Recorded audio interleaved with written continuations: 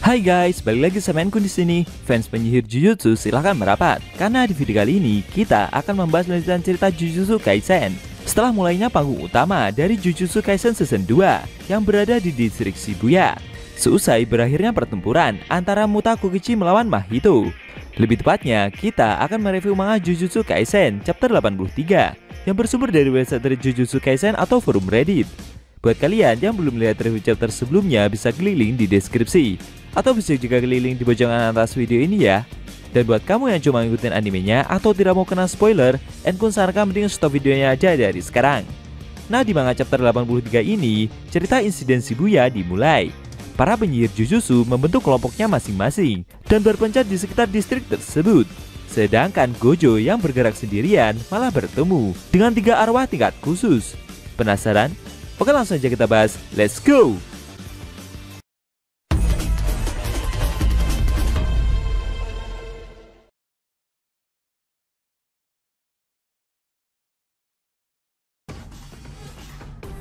Judul chapter ke-83 kali ini adalah insiden Shibuya bagian pertama. Pada awal scene, kita diperlihatkan catatan dari insiden pada tanggal 31 Oktober tahun 2018 pukul 7 pagi. Sebuah tirai dengan radius sebesar 400 meter dikeluarkan oleh seseorang di pusat departemen store Tokyo cabang Toyoko. Menyikapi hal tersebut, dengan cepat para penyihir Jujutsu berpencar dan membentuk kelompok masing-masing untuk mengatasi masalah yang terjadi. Pada pukul 8:14 malam, di luar tirai tepatnya di stasiun Shibuya, Metro Tokyo, di dekat pintu keluar 13 ada tim Nanami. Manajer Ichiji memberitahu mereka jika tirai tersebut telah menjebak banyak warga sipil. Para warga hanya bisa masuk, sedangkan untuk jendela itu tergantung pada orangnya. Dan untuk para penyihir Jujutsu, begitu juga dengan manajer pembantu, bisa keluar masuk dengan sesuka hati. Di dalam tirai itu, sinyal handphone juga terhalang, sehingga membuat semua komunikasi harus dilakukan saat berada di luar tirai, atau kalau tidak, melalui mereka para manajer. Anggota dari tim Nanami sendiri ada 3 orang. Yang pertama ada Nanami Kento, penyihir kelas 1, Ino Takuma, penyihir kelas 2, yang saat ini sedang dinilai untuk promosi. Dan terakhir ada Fushiguro Megumi, penyihir kelas 2, yang juga masih dalam tahap penilaian untuk promosi.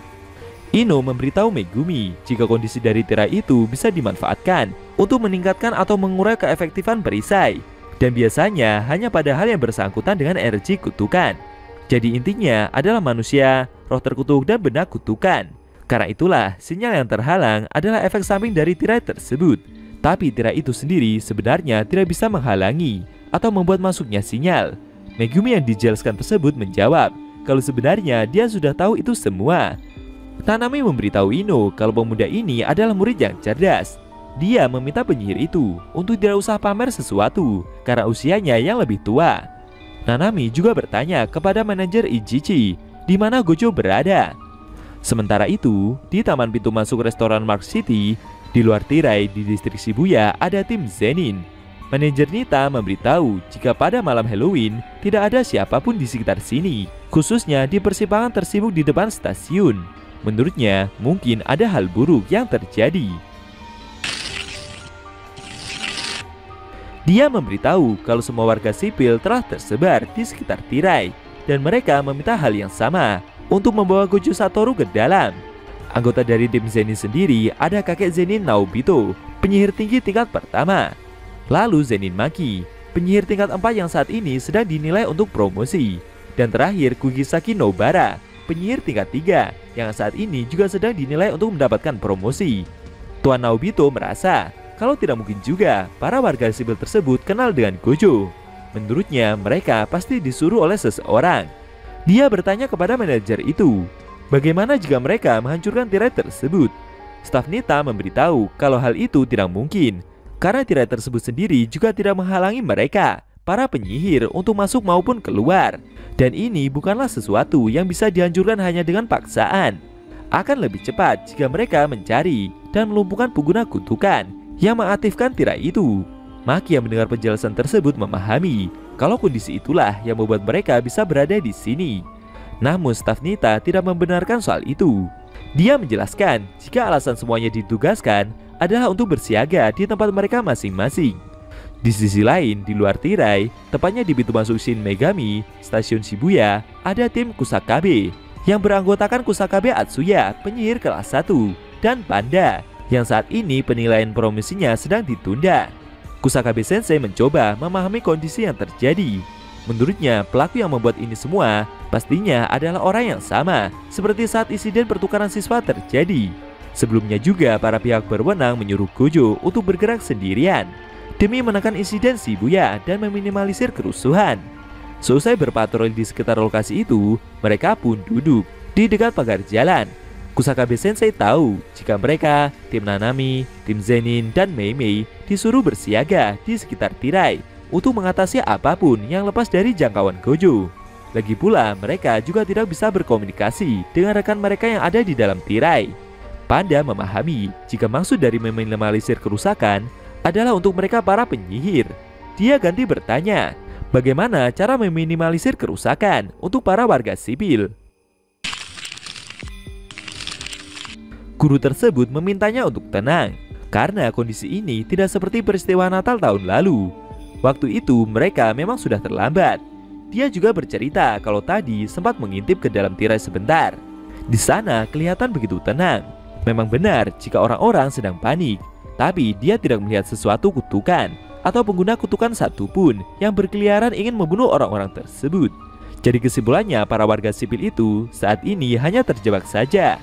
Meski demikian, Kusakabe Sensei mengaku jika dia tidak ingin masuk ke dalam sana. Panda yang mendengar hal itu jadi penasaran, kenapa gurunya tersebut tidak mau kembali. Dia memberitahu jika di gedung hierarki Shibuya itu ada sekelompok kutukan tingkat khusus yang berada di ruang bawah tanah.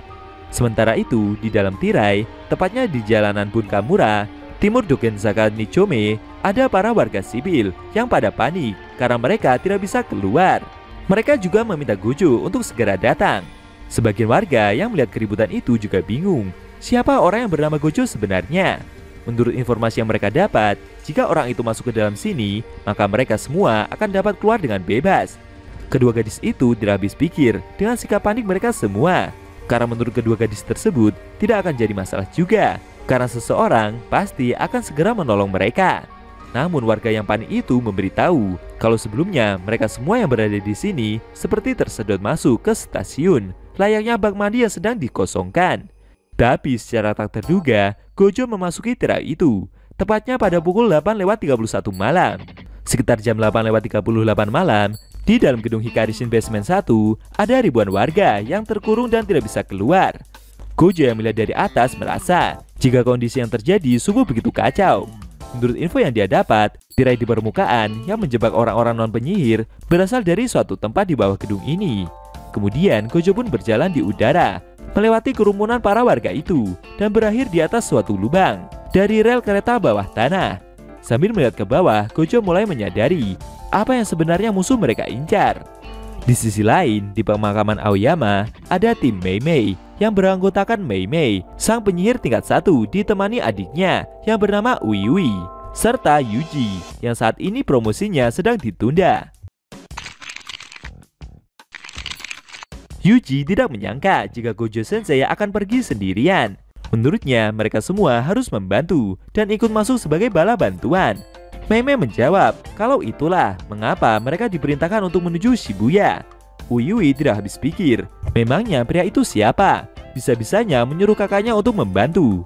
Mei Mei memberitahu Yuji jika dia tidak akan bisa menganggapnya seperti orang normal. Sambil berekspresi lesu tersebut, Yuji pun berkata sebaliknya, kalau wanita itu bukanlah orang yang tidak normal juga. Lalu kedua bersaudara itu saling menunjukkan perhatian satu sama lain. Kejadian tersebut membuat Yuji sampai bingung harus bersikap seperti apa. Namun tidak lama kemudian, Mei Mei mendapatkan perintah jika mereka harus segera berpindah tujuan. Mereka pun berlari keluar dari area pemakaman. Wanita itu memberitahu kalau tirai lain seperti yang berada di Shibuya baru saja muncul di stasiun Meiji Jingumai, dan mereka harus segera menuju ke sana. Mei juga memberitahu jika mereka akan berlari lebih cepat, dan dia meminta pemuda itu untuk bisa menyusul. Sambil tersenyum, Yuji pun menerima instruksi tersebut. Sementara itu, Gojo yang melihat jalur kereta bawah tanah tersebut akhirnya turun. Ternyata di sana dia sudah ditunggu oleh 3 roh tingkat khusus, yaitu Jogo, Hanami, dan Joso. Sambil tersenyum, Gojo merasa jika mereka bertiga seperti sudah mempersiapkan ini semua. Lokasi pertempuran itu berada di jalur kereta Fukutoshin, atau lebih tepatnya di bawah tanah lantai 5 dari kota Tokyo. Dan saat ini waktu menunjukkan pukul 8:40 malam. Gojo meminta mereka untuk tidak boleh beralasan kalau nanti dia mengalahkan mereka lagi. Sambil percaya diri, Jogo menjawab untuk tidak perlu khawatir. Dia ganti meminta Gojo untuk menyiapkan alasannya sendiri, dan itu akan menjadi yang pertama nanti. Akhirnya Gojo bertemu dengan 3 roh tingkat khusus. Kira-kira strategi apa yang akan ketiga roh itu lakukan dalam menghadapi penyihir terkuat tersebut? Dan apakah Gojo sendiri akan bisa mengalahkan mereka bertiga dengan mudah? Sayangnya, scene cerita manga Jujutsu Kaisen chapter 83 telah berakhir.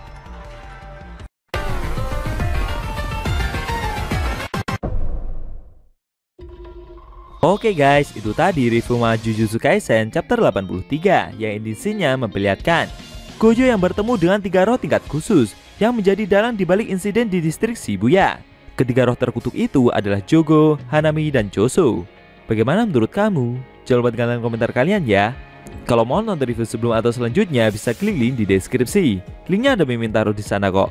Buat kalian yang mau nonton review manga Jujutsu Kaisen secara maraton, bisa klik link di deskripsi juga ya guys. Oke, tekan like kalau suka sama video ini dan dislike kalau nggak suka. Jika ada kata-kata dari Enku yang kurang pas, Enku mohon maaf, dan sampai bertemu di video review manga Jujutsu Kaisen selanjutnya.